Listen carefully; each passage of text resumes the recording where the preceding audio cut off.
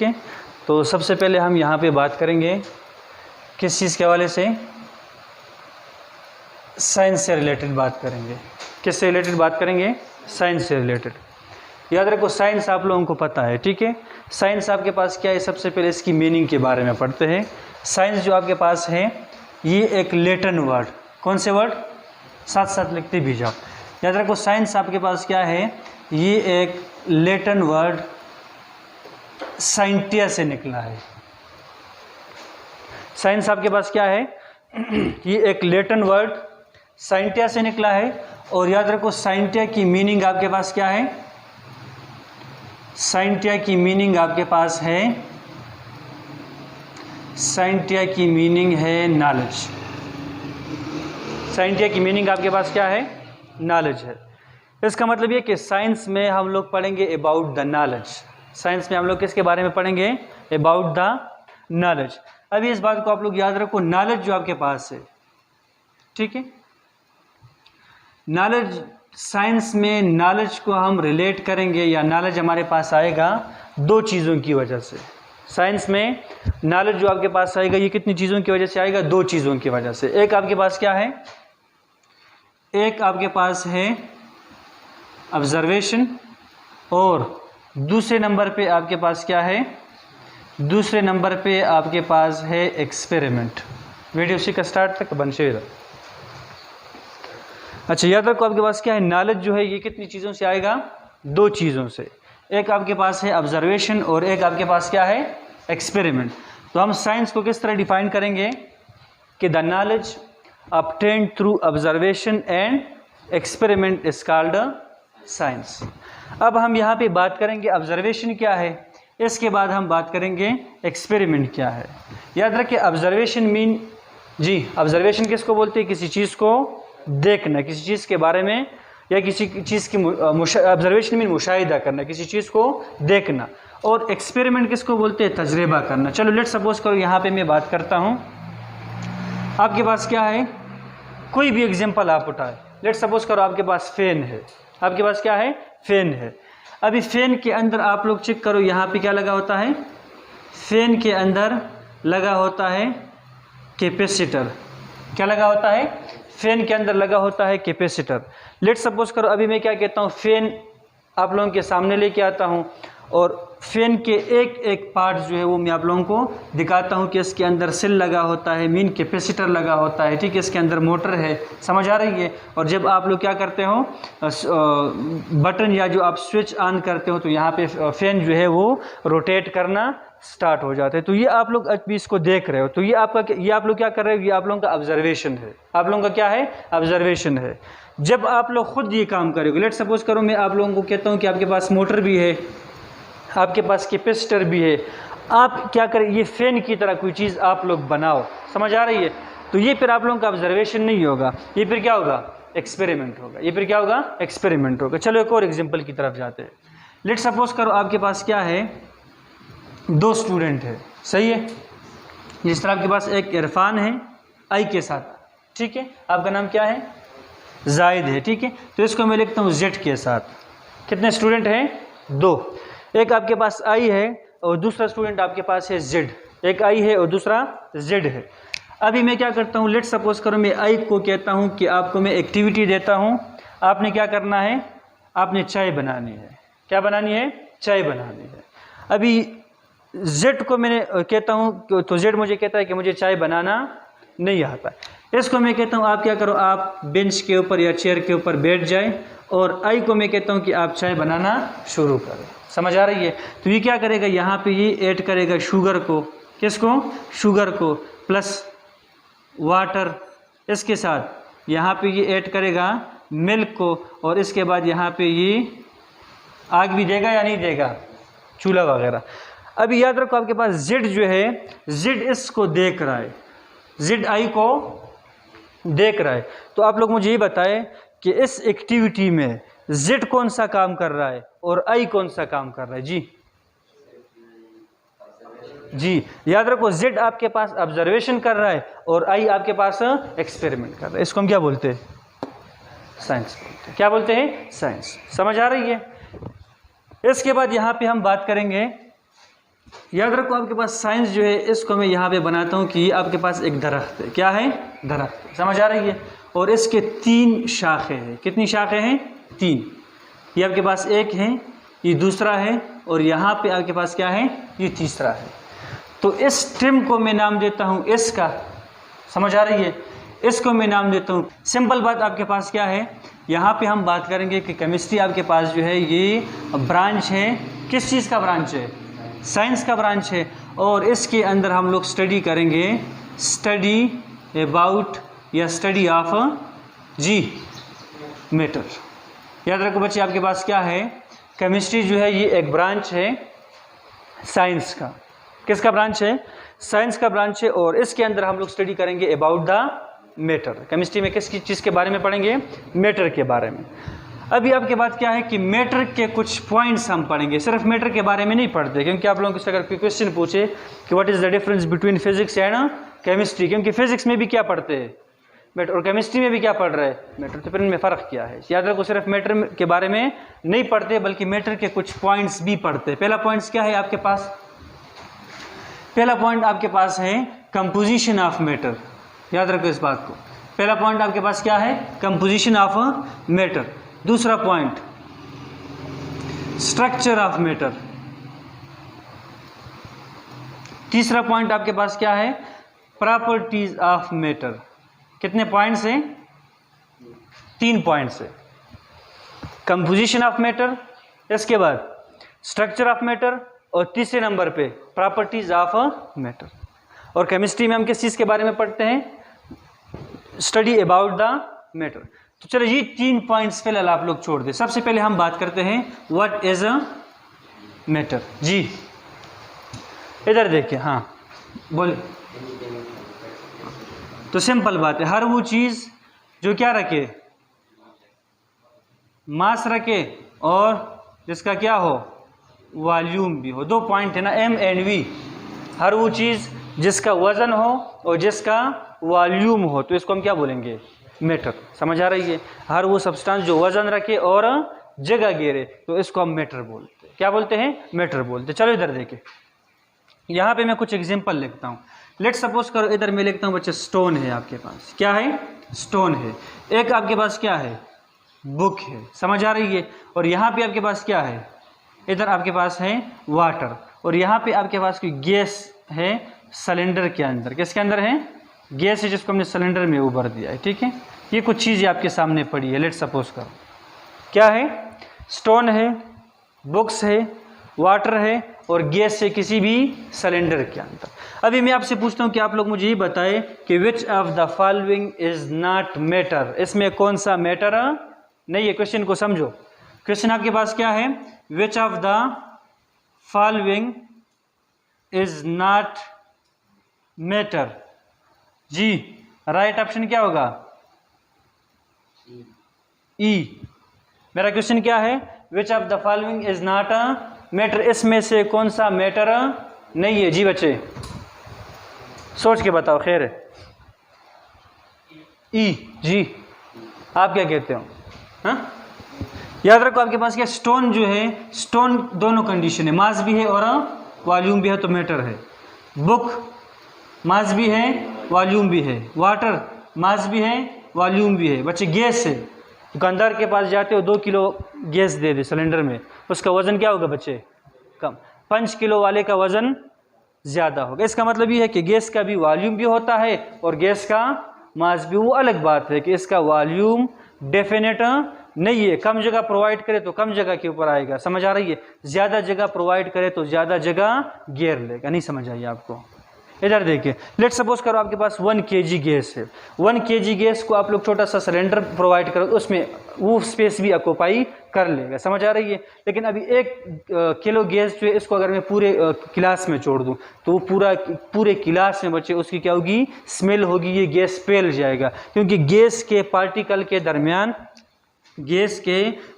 के दरमियान intermolecular force week होता है। समझो इस बात को। गैस के मॉलिक्यूल या गैस के पार्टिकल के दरमियान इंटरमॉलिक्यूलर फोर्स वीक होता है। इसको जितनी ज़्यादा जगह प्रोवाइड करोगे इतना ये फैलता जाएगा। इसका मतलब है कि गैस का वॉल्यूम फिक्स नहीं है, इनडेफिनेट वॉल्यूम है। खैर वो बात की बात है। तो राइट ऑप्शन आपके पास क्या है?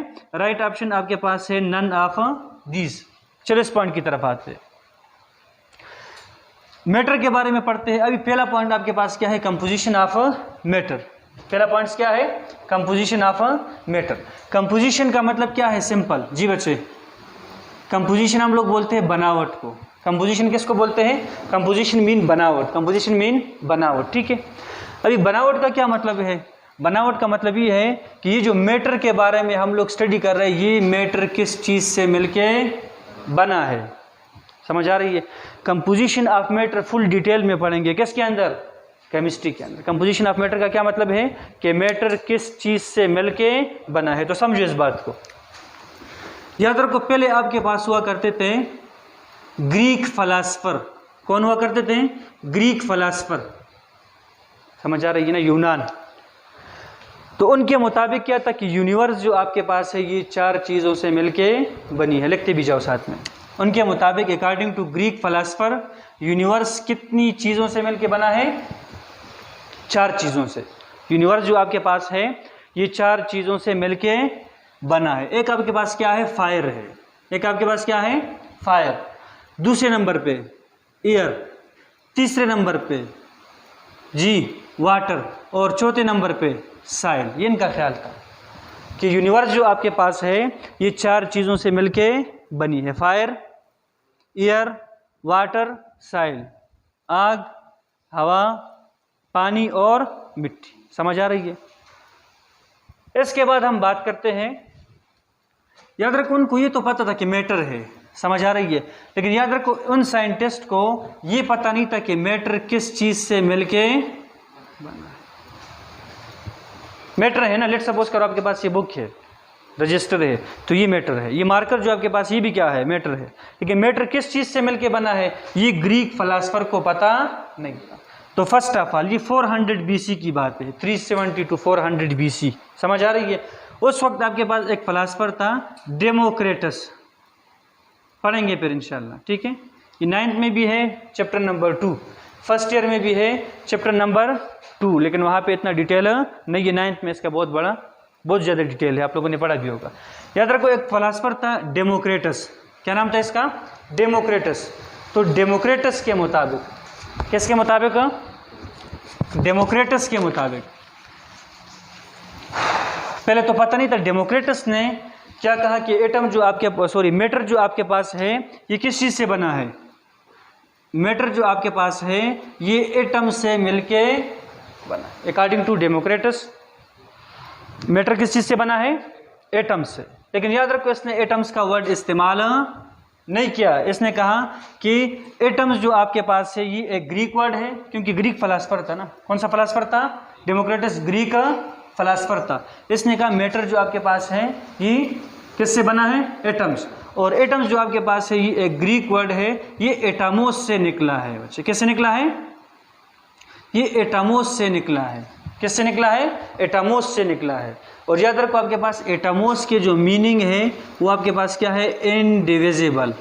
ये बात याद रखो, एटामोस की मीनिंग क्या है? इनडिविजिबल। समझो इस बात को। According to Greek philosopher Democritus matter किस चीज़ से बना है? एटम से। एटम जो आपके पास है ये एक ग्रीक वर्ड एटामोस से निकला है, और एटामोस के मानी आपके पास क्या है? इनडिविजिबल। तो उनका ख्याल ये था डेमोक्रेटस का कि एटम्स जो आपके पास है ये डिविजिबल नहीं है। डिविजिबल मीन इसके अंदर कोई भी पार्टिकल्स मौजूद नहीं है। याद रखो एटम के अंदर ना तो इलेक्ट्रॉन है, ना प्रोटॉन है, और ना न्यूट्रॉन। ये बात की बात है डिस्कवरी में, फिर बाद में रदरफोर्ड। इसके बाद आपके पास क्या है?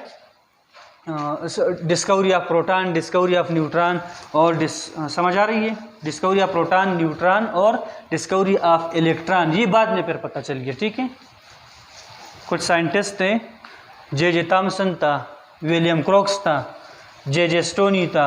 समझ आ रही है? बहुत सारे साइंटिस्टों ने काम कर दिया। जेम्स चैडविक था, किसी ने डिस्चार्ज ट्यूब बना दिया, किसी ने इलेक्ट्रॉन के बारे में, इलेक्ट्रॉनों की प्रॉपर्टीज़ के बारे में स्टडी कर दिया। सिर्फ इलेक्ट्रॉन नहीं, पार्टिकल्स की प्रॉपर्टीज़ के बारे में किसी ने नाम दे दिया, ठीक है। इलेक्ट्रॉन का नाम, प्रोटॉन का नाम, बाद की बातें पढ़ेंगे। समझ आ रही है? याद रखो ये कंसेप्ट ठीक था डेमोक्रेटस का। ये हम क्या पढ़ रहे, कंपोजिशन ऑफ मैटर। मैटर किस चीज़ से मिलके बना है, थोड़ा सा आइडिया होना चाहिए। याद रखो एक और साइंटिस्ट है, जॉन डाल्टन नाम था उसका। क्या नाम था? John Dalton. 1808 की बात है, 19वीं सेंचुरी में आया था। 1808, page number 40, chapter number 2, class 9। समझ आ रही है? उसमें आप लोग चेक कर सकते हो। जॉन डाल्टन, क्या नाम था उसका? John Dalton, 1808। तो जॉन डाल्टन जो आपके पास था, ये एक इंग्लिश स्कूल टीचर है। ये कौन सा टीचर है? English school teacher. समझ आ रही है? पिक्चर भी बुक में बनी हुई है जिसमें पतला सा एक चश्मे भी लगाए उसने। देखा तो नहीं आप लोगों ने? हाँ, आज देख भी ले। सही है, 9th का बुक उठाए किसी के पास हो। याद रखो जॉन डाल्टन ने क्या कहा। जॉन डाल्टन ने एक थ्योरी पेश की, फुल डिटेल के साथ नहीं पढ़ाऊंगा, थोड़ा सा आप लोग समझे। John Dalton atomic theory, John Dalton atomic theory. समझ आ रही है? इसने एटम के बारे में थ्योरी पेश की, क्योंकि बाद में गलत हो गई, इसीलिए हम इसको ला नहीं कह सकते। याद रखो ला कभी गलत नहीं हो सकती है, थ्योरी गलत हो सकती है। समझ आ रही है? तो जॉन डाल्टन ने जो थ्योरी पेश की 1808, सिर्फ कंक्लूजन की तरफ आता हूँ। तो याद रखो आपके पास क्या, जॉन डाल्टन ने कोई तीर नहीं मारा है, ठीक है। जॉन डाल्टन ने डेमोक्रेटस का आइडिया चोरी कर लिया, और इसके मुताबिक भी एटम क्या है? एटम इनडिविजिबल है। एटम के अंदर ना इलेक्ट्रॉन है, ना प्रोटॉन है, और ना न्यूट्रॉन है। वीडियो की स्टॉप शीरा। इसके मुताबिक भी एटम के अंदर ना इलेक्ट्रॉन है, ना प्रोटॉन है, और ना न्यूट्रॉन है। समझ आ रही है आपको? जॉन डाल्टन के मुताबिक भी एटम क्या है? इनडिविजिबल। इसने कहा एटम जो आपके पास है ये एक सॉलिड स्फीयर की तरह है। एटम किसकी तरह है? एक सॉलिड स्फीयर की तरह है, गोले की तरह है, जिसके अंदर ना प्रोटॉन है, इसके अंदर ना तो इलेक्ट्रॉन है, और ना इसके अंदर न्यूट्रॉन है। समझ आ रही है? तो ये बात बाद में जब रदरफोर्ड ने न्यूक्लियस को डिस्कवर कर दिया, फिर उसके, याद रखो इस बात को, रदरफोर्ड ने थोड़ा बहुत इलेक्ट्रॉनों के बारे में भी बताया है। ये बात याद रखो। किसने? रदरफोर्ड ने। समझ आ रही है? नाम तो उसने दिया था जे स्टोनी ने, लेकिन रदरफोर्ड ने भी उसमें काम किया। फेडरल बुक में थोड़ा बहुत लिखा है उसके, ठीक है। रदरफोर्ड ने थोड़ा बहुत आइडिया दिया था। याद रखो रदरफोर्ड के स्टूडेंट ने, रदरफोर्ड ने तो इलेक्ट्रॉनों के बारे में थोड़ा सा बता दिया, इसके साथ कुछ लोग ये ऑब्जेक्शन भी करते हैं। सही है, आप लोग फर्स्ट ईयर में चैप्टर नंबर 2 में पढ़ोगे कि रदरफोर्ड वहाँ पे लिखा नहीं है। अहमदाबाद बोर्ड में रदरफोर्ड का नाम बुक में नहीं है, लेकिन रदरफोर्ड ने भी थोड़ा बहुत काम किया है। जिस तरह न्यूक्लियस को डिस्कवर कर दिया है, समझ आ रही है ना? तो इलेक्ट्रॉनों के बारे में भी रदरफोर्ड ने बताया। नाम फिर जो स्टोनी ने दिया था। किसने दिया था? सॉरी मेरे ख्याल में है जी.जे. स्टोनी, इस तरह कोई नाम है, ठीक है। और इस बात को याद रखो, ये रफ्स अपने पास याद रखो कि रदरफोर्ड के स्टूडेंट ने प्रोटॉन को डिस्कवर कर दिया, और उसके स्टूडेंट ने न्यूट्रॉन को डिस्कवर कर दिया। समझ आ रही है? रदरफोर्ड के स्टूडेंट ने इलेक्ट्रॉन को डिस्कवर कर दिया, उसके स्टूडेंट ने प्रोटॉन को डिस्कवर कर दिया, और उसके स्टूडेंट ने न्यूट्रॉन को डिस्कवर कर दिया। आप लोगों की तरह तो नहीं थे ना, टीचर भी काबिल और स्टूडेंट भी। आप लोग भी इस तरह बनोगे या नहीं? कोशिश करेंगे ना? अच्छा इधर देखो, याद रखो जॉन डाल्टन का भी थ्योरी गलत साबित हुआ, क्योंकि बाद में फिर इलेक्ट्रॉन, प्रोटॉन और न्यूट्रॉन्स के बारे में पता चल गया। चलो सिंपली हम लोग आज इस पॉइंट के ऊपर कंक्लूजन हमारा क्या निकला कि एटम जो मैटर है ये किस चीज़ से मिलके बना है। सिंपली बता देता हूँ, मैटर किस चीज़ से बना है जी बच्चे? एटम से। मैटर किस चीज़ से बना है? एटम से। एटम किस से बने हैं? इलेक्ट्रॉन, प्रोटॉन और negative charge, positive charge and no charge. समझ आ रही है? एटम किससे बना है? इलेक्ट्रॉन, प्रोटॉन और, इस बात को याद रखो, इलेक्ट्रॉन और प्रोटॉनों की तादाद हमेशा इक्वल होगी। इलेक्ट्रॉन और प्रोटॉनों की तादाद हमेशा इक्वल होगी, ये मस्ट है। लेट सपोज करो एक एटम है बच्चे आपके पास X, इसके अंदर मैं कहता हूं कि इलेक्ट्रॉन आपके पास है 10। आप ये बताएं इसके अंदर प्रोटॉन कितने होंगे? 10 होंगे। इसमें सोचने वाली बात नहीं है। इलेक्ट्रॉन 10 है तो प्रोटॉन भी 10 होंगे। ये बात याद रखो, इलेक्ट्रॉन और